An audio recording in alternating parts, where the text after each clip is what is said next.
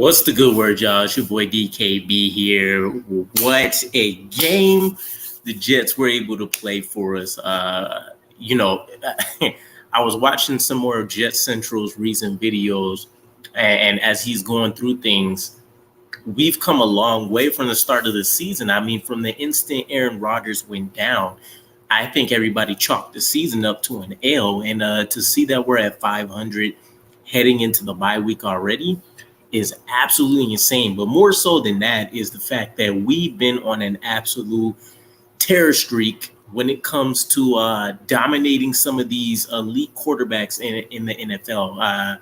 Anybody that looked at the beginning of our schedule, Aaron Rodgers included and healthy at the time, would have told you, maybe coming out 500, maybe a game ahead of 500 would have been a blessing before things, lightened up and we go on a hot streak. And so things have the script couldn't be much better, right? Things are essentially going as expected and according to plan here. So, the game had me on a roller coaster ride of emotions. I want to say by halftime, I kind of settled into acceptance. And the thought was, I think it was 14-9 or 14-12 at that point.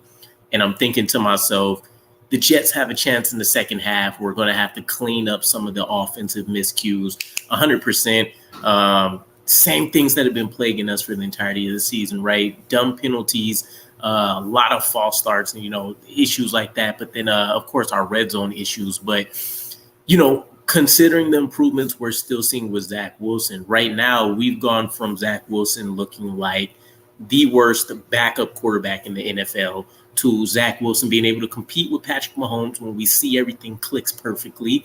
And by the way, that was and still is an elite defense.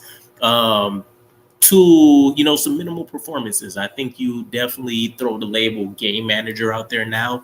And that seems to fit pretty well. If he plays above that, then, we get performances like what we saw with the Chiefs. But we're slowly but surely finding a recipe here, right? It's pretty interesting to see that when you take a look at how Zach Wilson performs over the course of the game, and really the offense or the team as a whole, as the game goes on, if a team can't score, the Kansas City Chiefs really is going to be the main game I have to look at, 10 out of 10 times, right?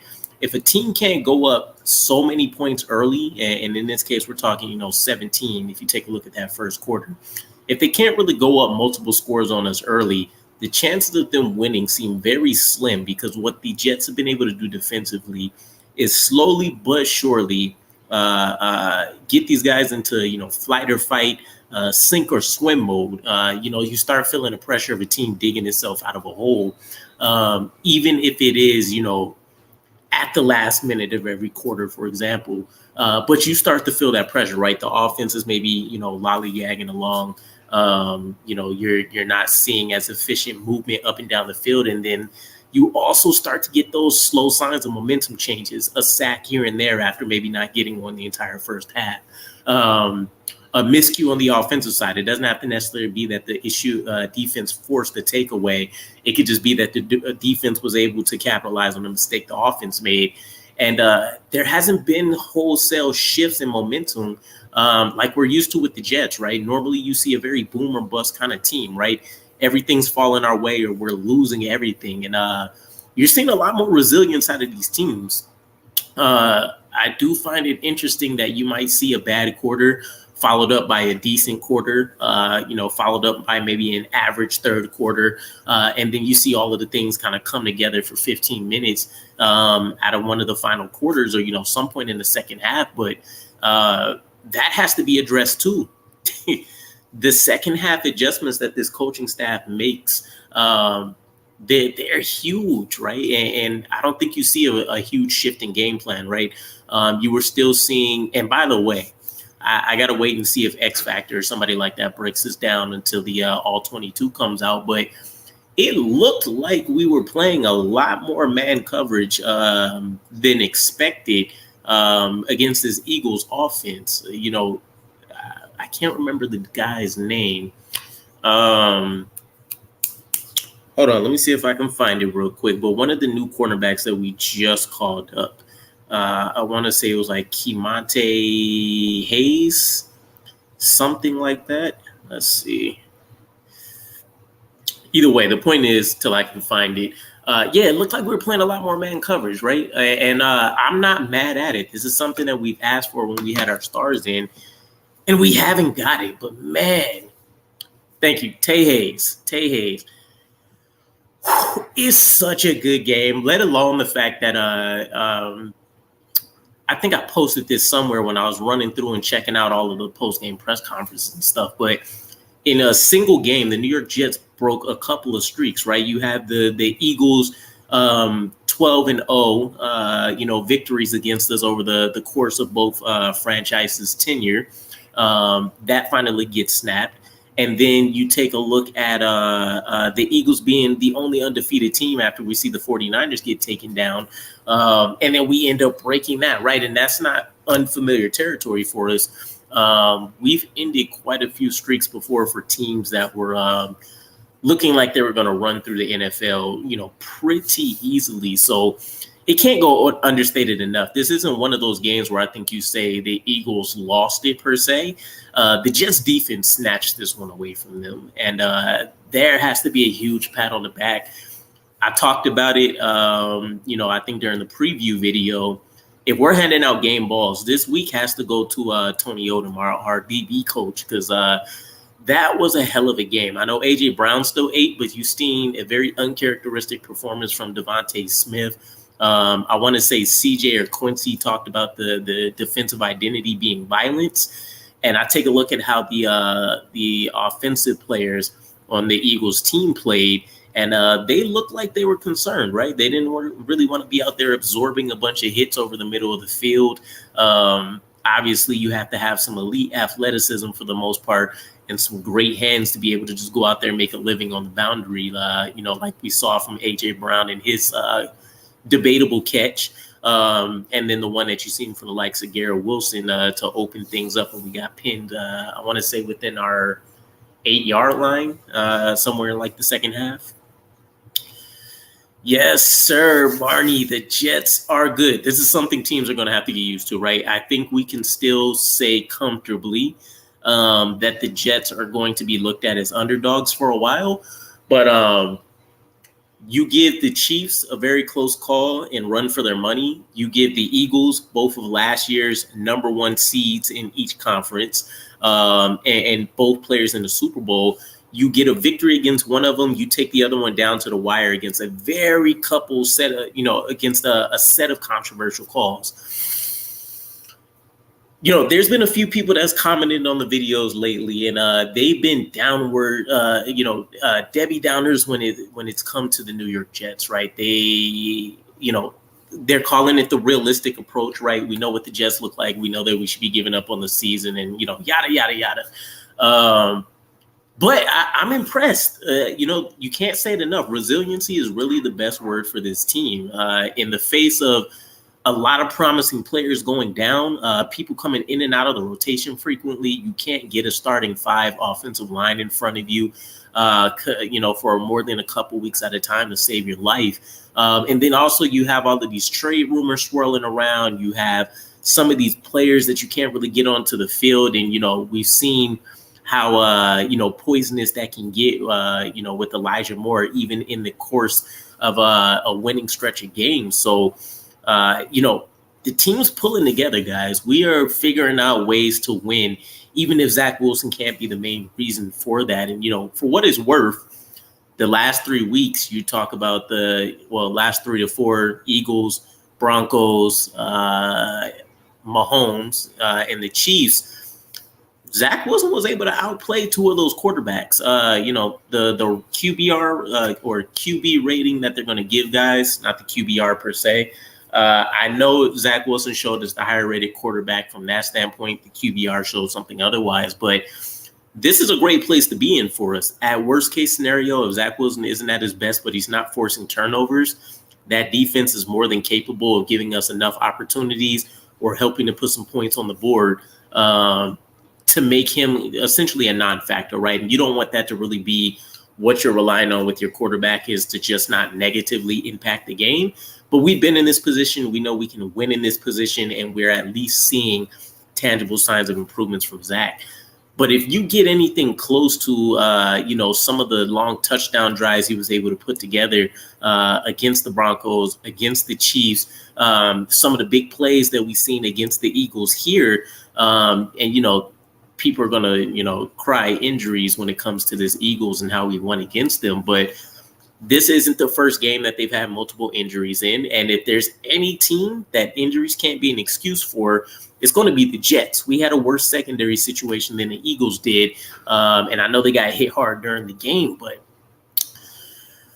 man, I haven't been this pumped for the Jets heading into a bye week for a while. And, I'm waiting because I didn't want to necessarily speak on this standpoint, but I know we haven't been the best team coming out of bye weeks either, even when we've had, that additional 2 weeks to kind of prep for people. But the Giants just look like one of those gimme games on the schedule. I know they just took the Bills kind of down to the wire, it looked like, but they're a team that's lacking a lot of weapons, and we should be coming back in a lot better shape when it comes to health for our guys. So let's see, Barney, if halftime was after the first quarter, we beat teams by 20 every game. Yeah, we got to find a way in that room to let guys play like it's, the third and fourth quarter already for the entirety of the game. We still haven't seen a complete performance yet. But these are huge strides, and I don't think these are one of the things that we take with a grain of salt. We're competing with some of the most elite teams in the NFL. I don't care if you say we're stealing victories or not, but we got one from the Bills. Again, played the Chiefs down to the wire. Debatable how that would have ended if we actually got the calls we needed. And then we get one from the Eagles. I mean, you take a look at the other game or two that we realistically should have won, the Patriots, and then, you can debate whoever else. But we should be either where we're at right now or at least a game or two over 500. And the narrative on the Jets season looks completely different. Tay Hayes, I remember that. Appreciate the name drop there.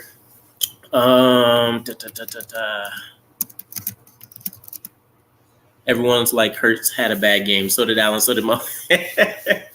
Yeah, it's funny how people can shape the conversations around how these things are happening.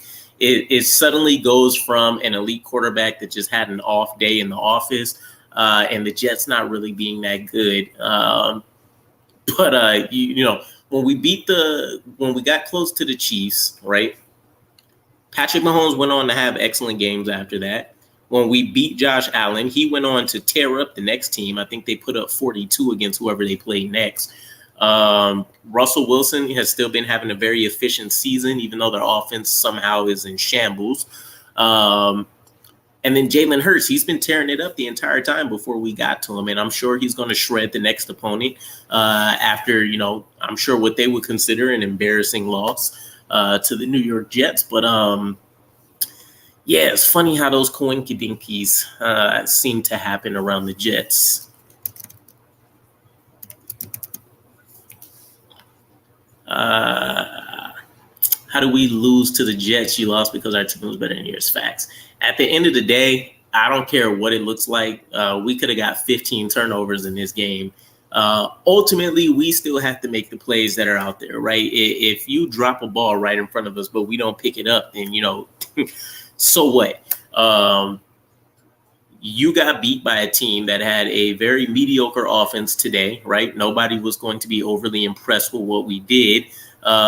We saw a big game out of Garrett Wilson, but still the plan that I think a lot of us that paid attention to, some of the articles and like what some of our previews dropped, we thought the tight ends should have had a big day against the Eagles. They don't have a great secondary again right now because of health.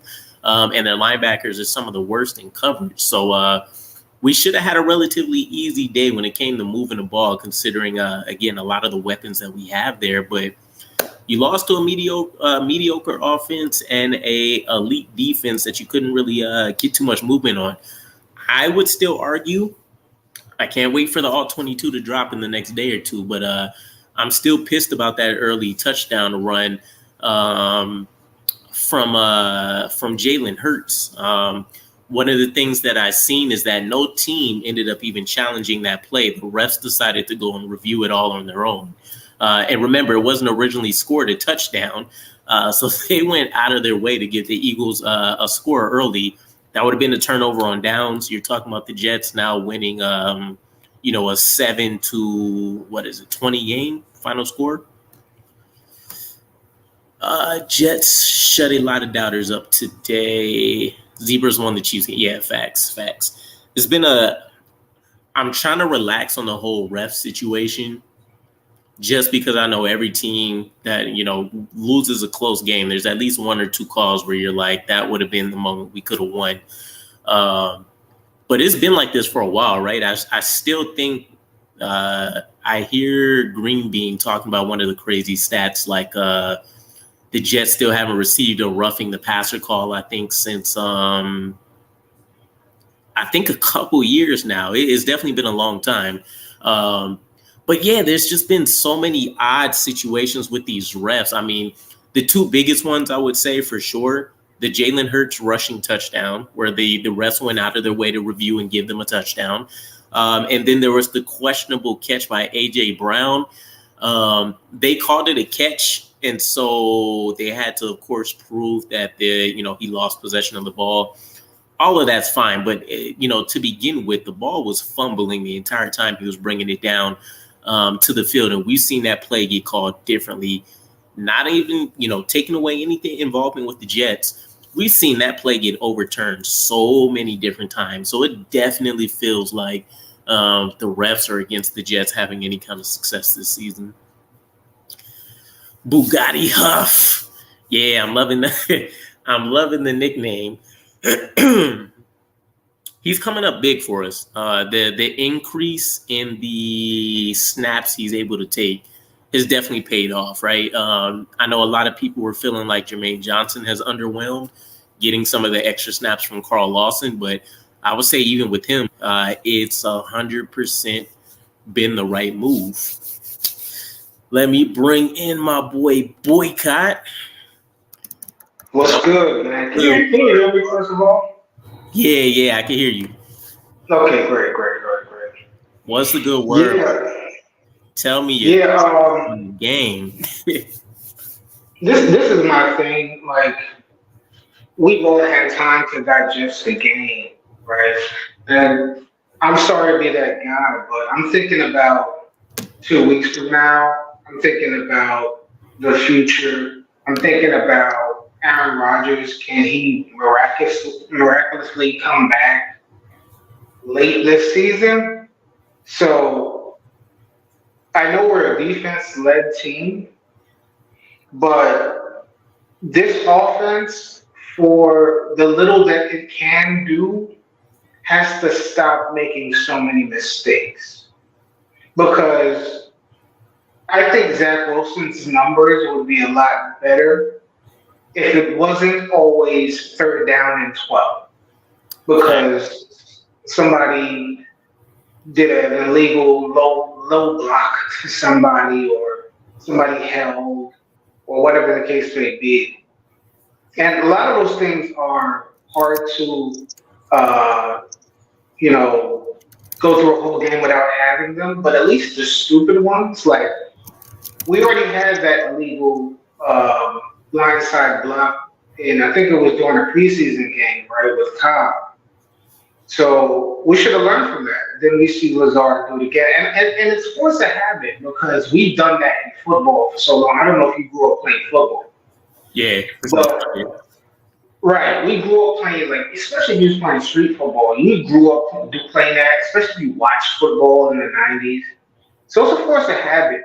And I almost don't know what you do in that situation. Mark Sanchez said something like, do a high screen on it. I'm not even sure what that means. You're talking about the penalty that Lazard got, right? Yeah. Like an illegal blindside block is when you block somebody when they're going parallel to the line of scrimmage or going back towards their own end zone. So it was the right call.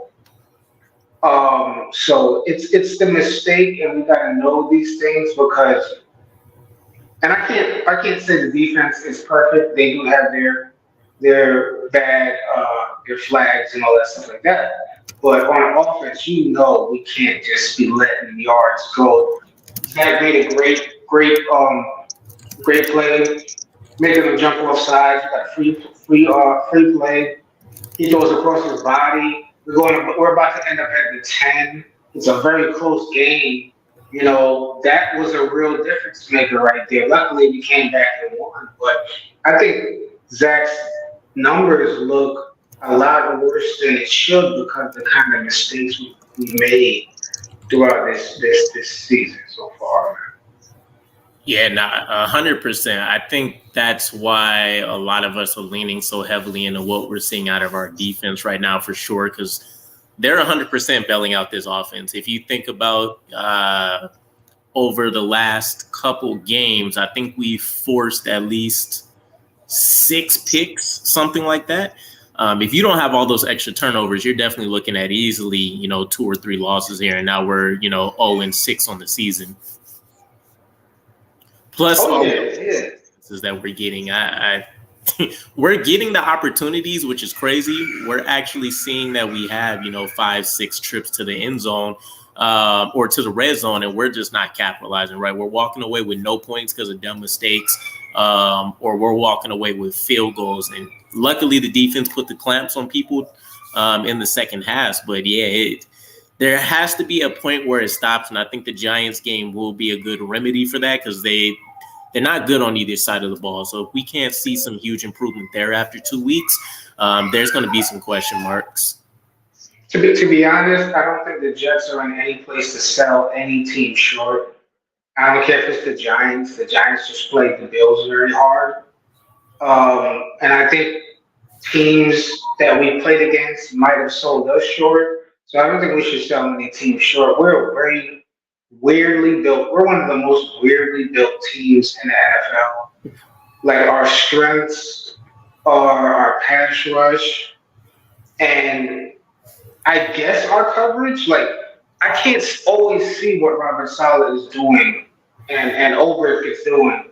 But whatever they're doing back there is confusing the hell out of quarterbacks. You know what I'm saying? And then our strength on offense is Zach is playing very, a lot of high-low.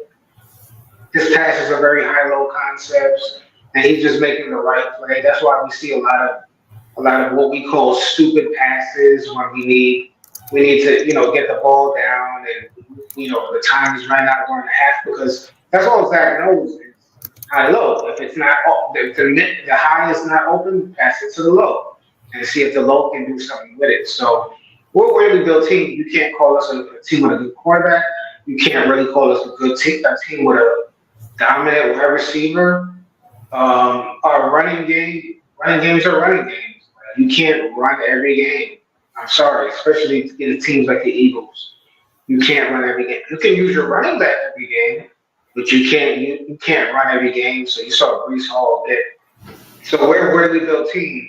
I want to see what Zach does against the Giants. Maybe part of our problem is we play really, really good defenses, and not a lot of other teams have. Like, I forgot who was saying this. I think the Eagles was one of the teams themselves that didn't play a lot of great defenses.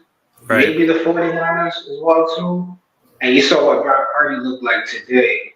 So maybe when we come out, we play the Giants, maybe the Chargers, maybe Zach will look like a more modern quarterback. But for right now, it looks like he's just a game manager with a lot of, like crazy traits that he doesn't know how to unlock. You know what I'm saying? Do you think we're seeing a better version of Zach Wilson with this coaching staff than what we saw under LaFleur? Yeah, and it's not because I don't think it's because of Nathaniel Hackett. I think it's because they're teaching Zach how to be a quarterback. I think I forget the other guys from Tennessee, and I think Aaron Rodgers has a lot to do with it. They're teaching him how to play quarterback.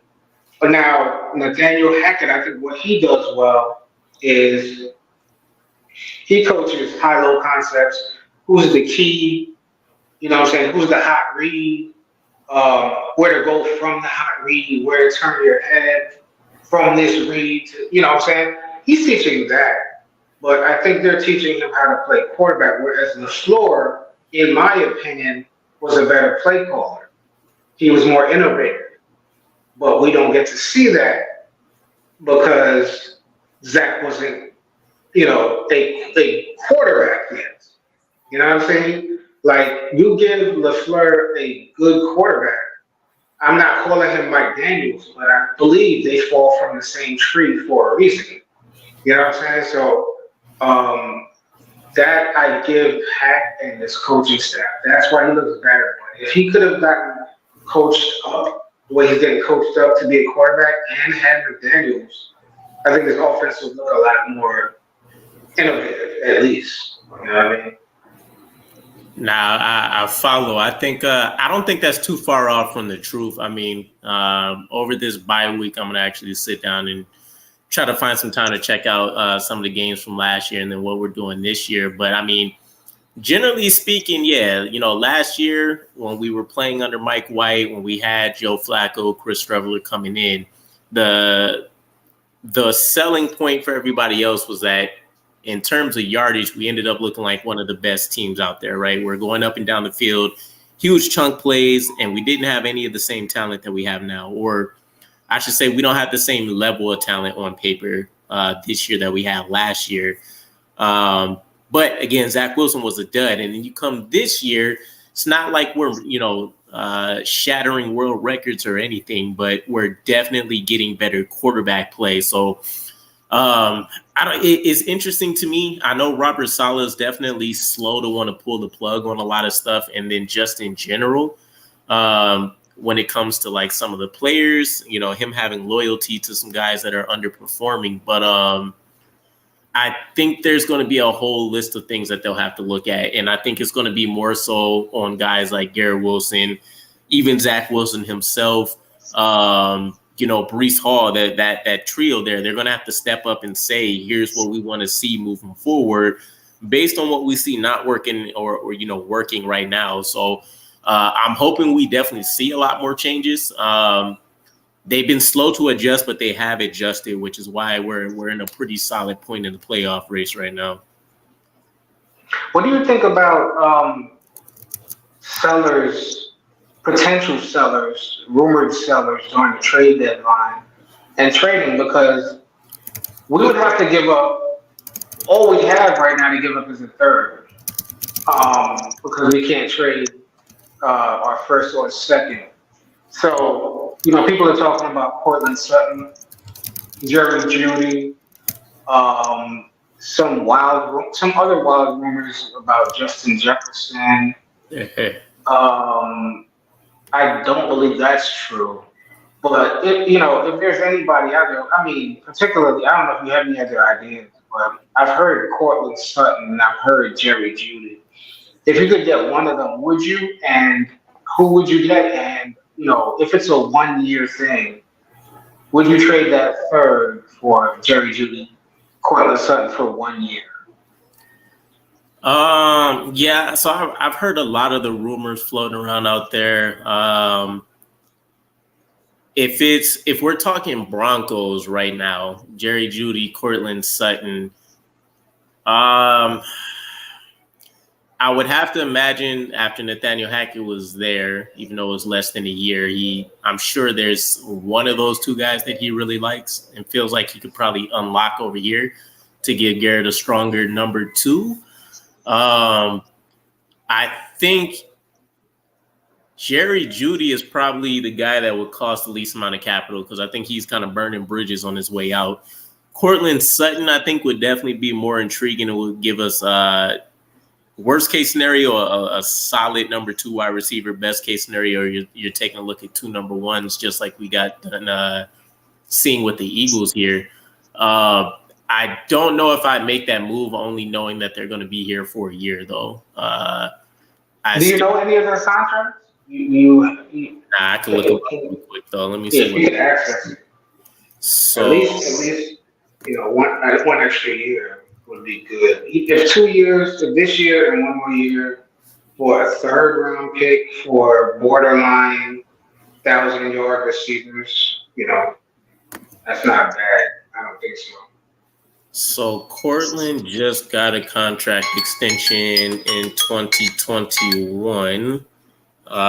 So he has 2 years left on his deal after this season.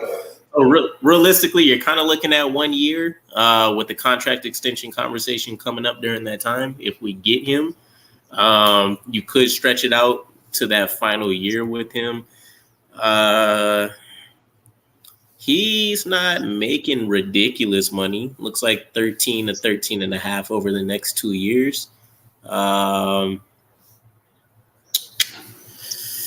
Interesting.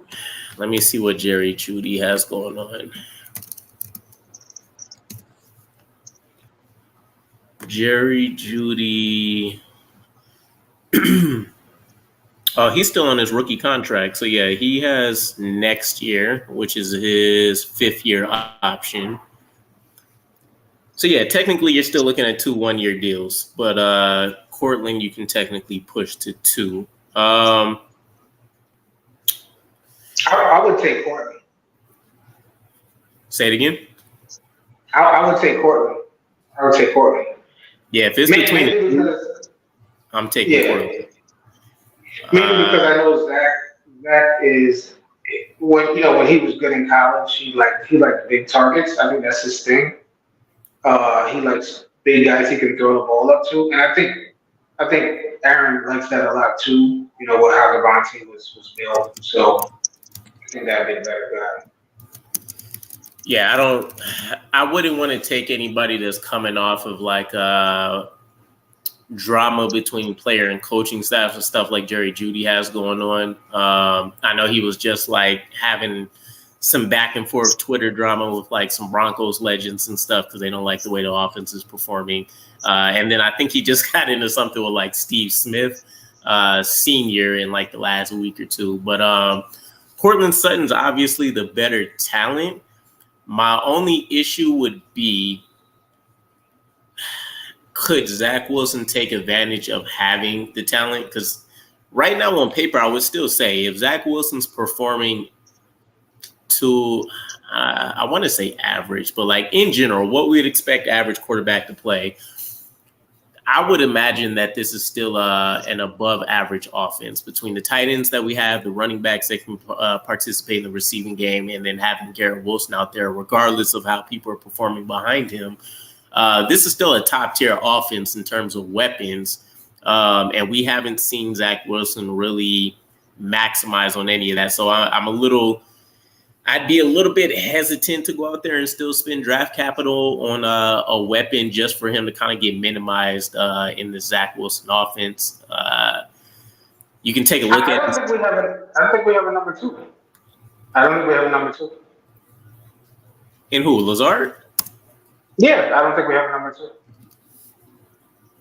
Yeah, no, I didn't think Lazard was really a solid number 2 coming in anyways, but he's not the worst number 2 for what it is, but I think a lot of that was also dependent on him having Aaron Rodgers. If you're fitting him in with any other quarterback, he's probably a solid number 3 and above average number 4 at best. So either way, though, I think the conversation for me still centers around if we bring somebody in, are we sure that Zach Wilson won't hold him back? So, what are you betting more? What do you value more? Do you value that third round pick in the draft, or do you value potentially someone coming in that could maybe make a difference for Zach? Because, like I said, I don't know if I know it sounds weird. I know it sounds bad. I don't know if Garrett is the number 1 like that. Maybe like a starter number 1, but like big time number 1 wide receiver. I don't know. He's not getting great jump balls. I've seen, and I know this sounds picky, but I've seen too many top tier cornerbacks shut him down. You know what I'm saying? So he's a one. Maybe we could get a two to make it look better. I don't know if we have a top tier talented offense like that. As far as weapons, I don't know. You know, It's a fair take. Yeah, I because I'm hesitant about what Zach Wilson can do with whoever we go out and get. Wouldn't matter if it's a true number one or otherwise. I wouldn't bet anything more than our third round draft pick on a guy. And, with that, it probably have to be somebody that we've seen have decent success, but still has a strong upside on it. And I couldn't even put my money on who somebody like that would be because, I think the top rumor mill guys right now, of course, Devontae Adams, Mike Evans is still floating around out there. Cortland Sutton, Jerry Jeudy, and then I think the list falls off at that point. But I'm sure there's somebody that's kind of underperforming somewhere that should be doing better that's floating around.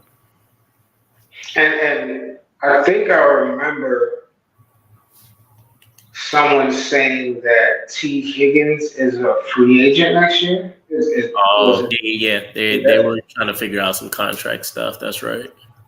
I feel like he's going to get re-signed, man. That's the Jets' luck, bro. I know he's not definitely going to the Jets if he's a free agent, but I somehow they're going to, these teams be finding money out of, in their seat cushion, like, oh, it's not $20 million. Here you go. Like, where y'all get this money to re-sign everybody, man? Like, they got three darn near number one wide receivers over there. Like, it's crazy. And Joe Burrow. I think Joe Burrow is still on his rookie. Is he on his rookie? Joe Burrow? Nah, he just got his crazy contract extension like a month or two ago. Okay. Yeah, but then he hasn't. These teams be finding money out of nowhere. Bro. Like, jeez. It's all calculated betting. Like it's not necessarily like invisible money that they just printing off and like throwing on a cap space, but a lot of them are definitely taking the risk. So the way they're shifting money around, basically they're doing what who is it every year that's making all the goddamn moves? The Saints. Basically, teams are just going to keep kicking down their dead cap space down the road, right? At some point, you see that they're going to have to let go of like either a bunch of core guys or they're going to have to let go like 2 or 3 superstars at once to kind of offset things. And then usually they're kind of dead even and maybe they can shift something for like one solid guy. But you could do that for like 2 to maybe 4 years. If you're not already in a bad spot before things get super crazy for you. So like the Bengals, even the Chiefs, when they gave Mahomes his crazy contract, like it looked like a huge number, but on paper, the way they shift stuff around between like prorating stuff as signing bonuses and all this other stuff, if you have a good like financial department for the cap teams in the front office, you're pretty solid. What do you think of the playoff chances? Like, I was looking at a possible playoff berth with us being 2-4. Like, I was like, okay, we're going to lose this Eagles game. And we have space for 3 more losses. Probably going to be 1 to the Dolphins at least. The Bills are probably going to split with us. And then I said the Texans are going to, are like this year's surprise. They're going to beat us. And we might make it in 10-7. Now we're 3-3. You know what I'm saying? The team I definitely thought we were going to lose to. What do you think about that? Like, I know you don't have the schedule in your head, but what do you think about the playoff chances going from here forward? Yeah, for sure. So, all right. So we're 3-3 right now, right? In the conference, we're like just below average, right? Where there's a lot of like 3-2, 3-3 teams in the same way for us. When you take a look at how things are, I think the NFC, for example, is like I think they have a bunch of high-ranking teams, like 5-1 guys, some 4-2 people, and then it's like everybody else. Everybody in the AFC is kind of like smack dab together. So I think we need at least the 10 wins to squeeze in. So we Right. got at least 7 more W's to try to go and get. To be honest, I still think the key is going to be the division. We've seen that we can shake up any of the top quarterbacks. So I think if we find a way to get 4 wins in our division, our ending record won't matter because I think we'll be division champs at 4-2. But that's based on us still in a win against Miami, right? And I think that'll be the huge question mark. If we can get one against Miami, I think that we can take the Bills again, and I think that we get a revenge game against the Patriots. Yeah, I think there are some teams that I'm afraid of. Not in a sense that we're not as good as them, but teams that I'm kind of counting as I'm not counting as a win. Like I'm just like, oh, they're trash. But like counting as a win, like if we were to make the playoffs, like the Chargers and stuff like that, like I'm like, okay, we can be down. But with the Jets, it's like you just never know. Like it's just you can't really have any confidence in this team. So it's like a week to week thing with this team. This team could either be the worst team in the league or a surprise playoff team. So yeah, like I don't know. Like this is so weird. Like when I say it's so weird is you would have immediately thought, bro, the Bills are already tough enough.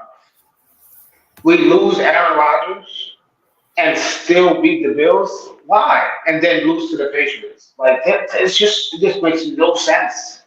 You know, struggle against the Broncos, beat the Eagles. So it's a weird. It's the Jets. It's not even cliche when you say it's a week to week thing with the Jets. Like every other team, you know, you kind of have a feeling like I can be done, or we're not going to win anything the rest of this year. The Jets is like you don't know what you're going to see when you see them. Like I can say our pass rush is starting to look really elite. Quincy Williams is coming out of nowhere. Like, where did that come from? And in big games, our secondary is serious. But I think we make the playoffs if somehow we can stop the stupid mistakes because our defense, if we're playing the way we really have potential, can shut down anybody.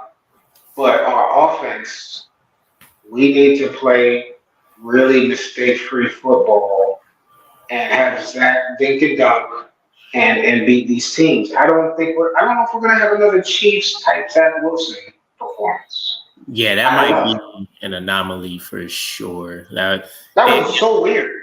Yeah, I kind of like it because it showed a sign to me that under some of the brightest lights, he's not going to crack like a bulb. But yeah, how do we keep tapping into that version of Zach Wilson and not, every game that we've seen since, basically? Well, I don't think he did terribly versus the Broncos either. But again, it's like the bar is very low for what we're willing to accept from Zach Wilson to get close to a W. So, and then it's like, okay, let's say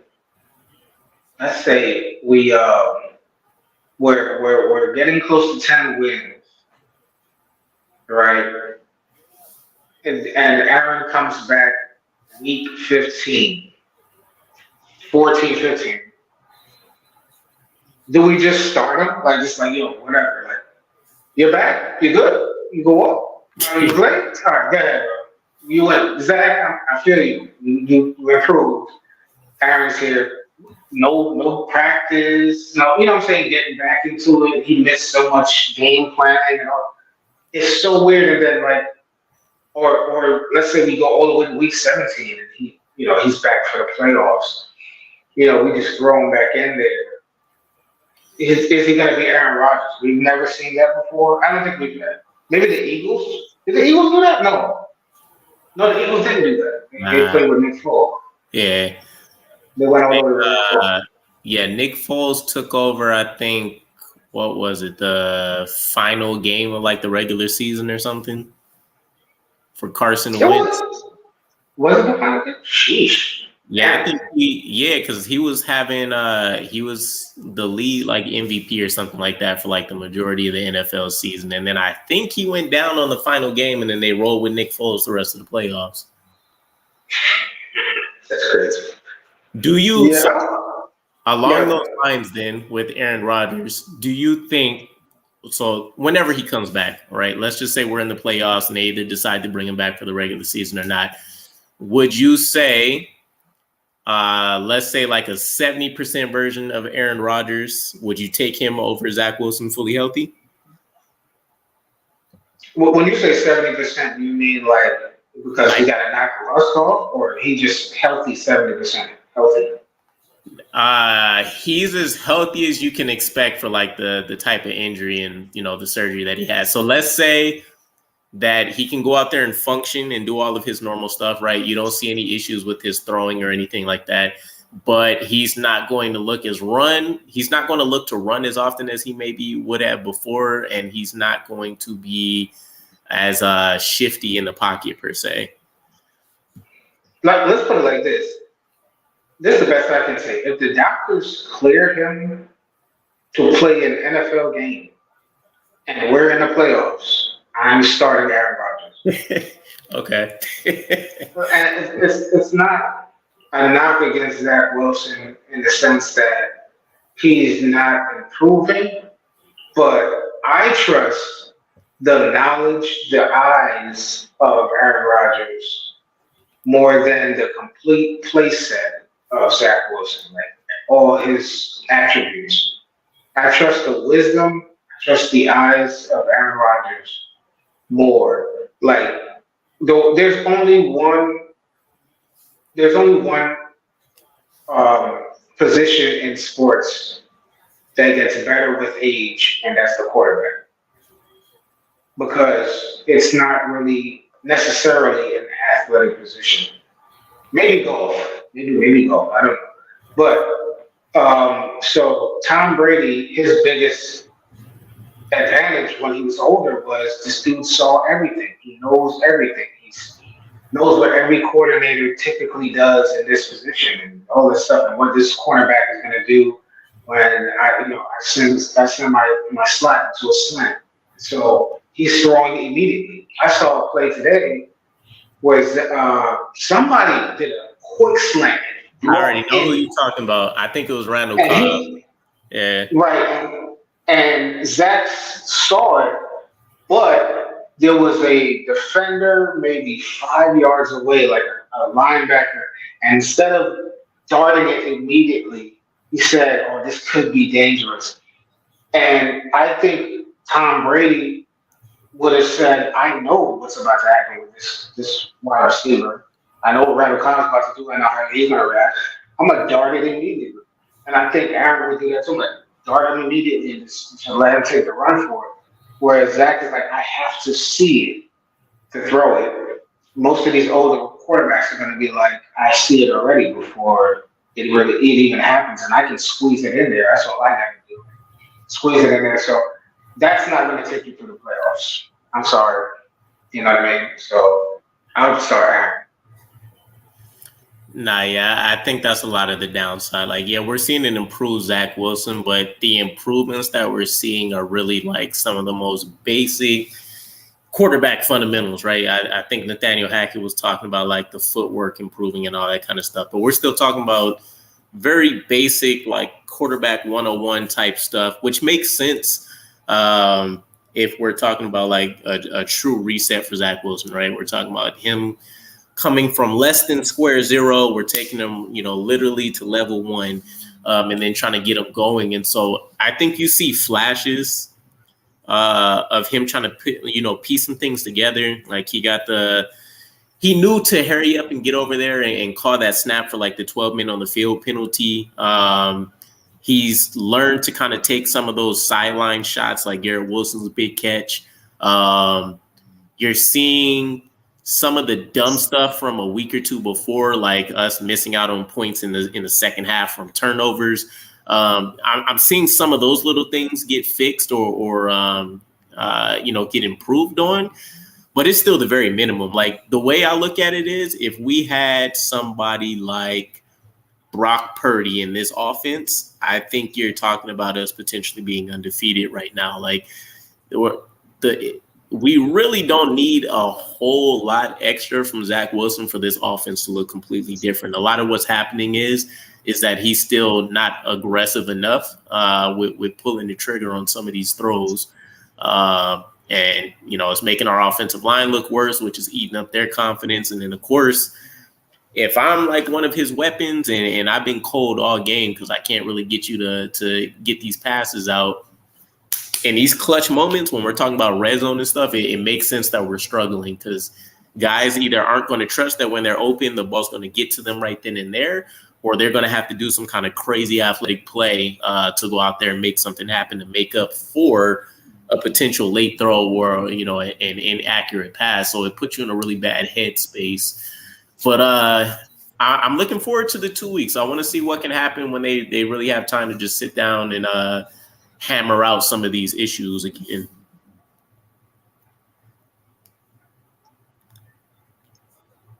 Too good. I'm gonna say that dude not been drafted. Yeah. Yeah. I think they're just playing the turnover game. Like they're like, just don't turn the ball over, and we can win. I think that's what they're playing. So that has Zach really cautious on everything. But it's just like the process. Listen, I've never, of course, I never played in the NFL. I don't know the speed of the game. I get it, but there's just certain things that when I played football, I understood how to process a play. Like it was just like, or even how I come out. How I start a play, how I position my body, just in case somebody gets open immediately. You know what I mean? Like to just dart into somebody and, like reading these high-low concepts, clear outs, all this stuff like that. If you really understand that stuff, you don't miss cop because that's one of the first places you're going to look. Thanks. You know what I mean? So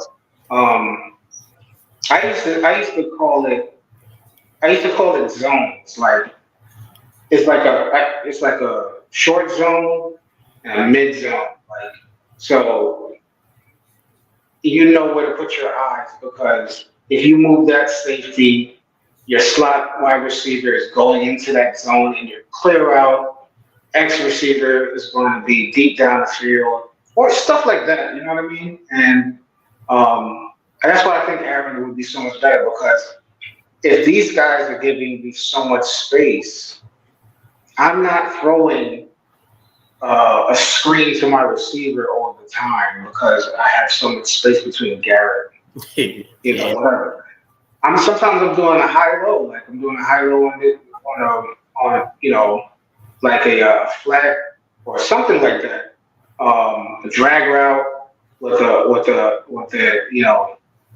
I forgot what it's called on the high, and because look, like these screens are not working right now like that. They get you a little bit of but that's what the defense is waiting for. They're like, okay, so when I play 10 yards off of Garrett, he's gonna throw a little quick pass to him, and he's gonna try to get 5 yards. So I'm gonna come crashing down. And it's pretty easy. So yeah, our offense is not the most innovative, to say the least. But I think Zach can still work with it if he knows what he's doing quickly. But I will say this though, he really has read when a play is gonna go wrong and not made the bad pass a bunch of times in the last couple of weeks. That I will say. Like when he knows that this play isn't gonna work, like he's definitely held back, pump fake, like he's reading these big mistakes quickly. That I will say.